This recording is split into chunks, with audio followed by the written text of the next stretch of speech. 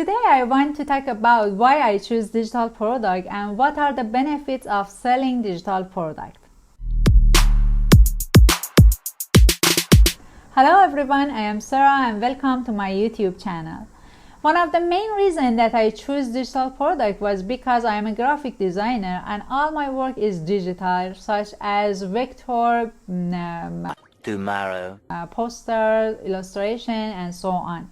So I choose this because at first I loved my job, and then selling digital product has some benefits over physical product that I want to talk about in this video.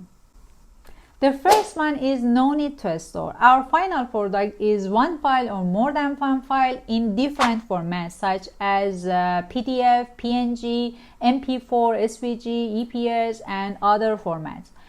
The next benefit is access to the product immediately after purchase. When our customer makes a purchase either through our own website or through other marketplaces that we work with, our product that is a digital file, is a downloadable file, is available immediately. I think it's a good point because if we want to sell physical product and it will take a few days to reach to the customer, and if we want to sell to other countries it will take longer to reach to the customer, but we don't have this case with digital products.